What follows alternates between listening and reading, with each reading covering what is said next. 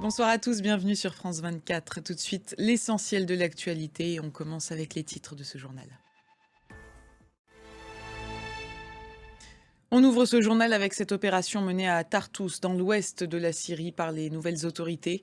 Les forces de sécurité ont perdu au moins 14 hommes, mais ont fini par arrêter un haut responsable du pouvoir déchu, ainsi que 20 membres de sa garde rapprochée. Diane Schlinger pour France 2.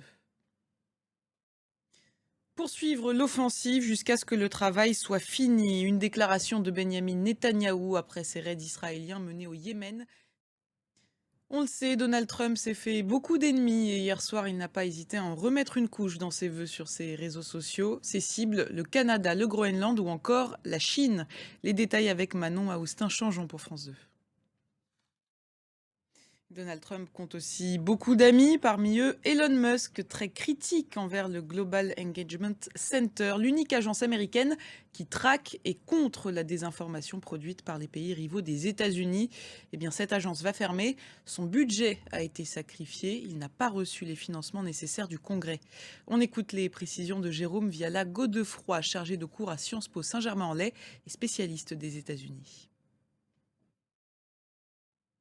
Depuis l'élection de Donald Trump, l'Italie inonde les États-Unis de parmesan. Les producteurs de ce fromage s'affairent pour envoyer un maximum de marchandises de l'autre côté de l'Atlantique avant la prise de fonction du président élu prévue le 20 janvier. Ils craignent l'augmentation des droits de douane sur les produits étrangers.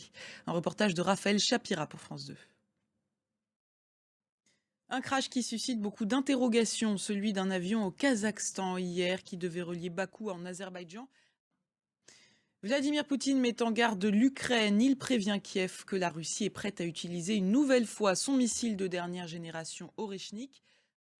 Le président russe qui ajoute que la Slovaquie propose d'accueillir d'éventuelles négociations de paix entre Moscou et Kiev, une idée qui a reçu le soutien de Vladimir Poutine. Au Mozambique, la situation est chaque jour un peu plus tendue depuis la victoire du parti au pouvoir Frelimo au scrutin présidentiel. Une déclaration loin d'être passée inaperçue, celle de Cheikh Oumar Diagne, le ministre sénégalais en charge de l'administration et de l'équipement. Il avait déclaré il y a quelques jours que les tirailleurs sénégalais étaient des traîtres.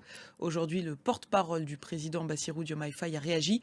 Il s'est déclaré en total déphasage avec ses propos, condamné également par le président de l'association des tirailleurs sénégalais, Tierno Birahim Gueye. On écoute.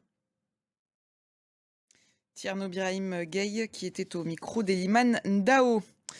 La base militaire française de Faya au Tchad, officiellement rétrocédée aujourd'hui à l'armée tchadienne, et ce moins d'un mois après l'annonce surprise de la suspension de l'accord militaire de N'Djamena.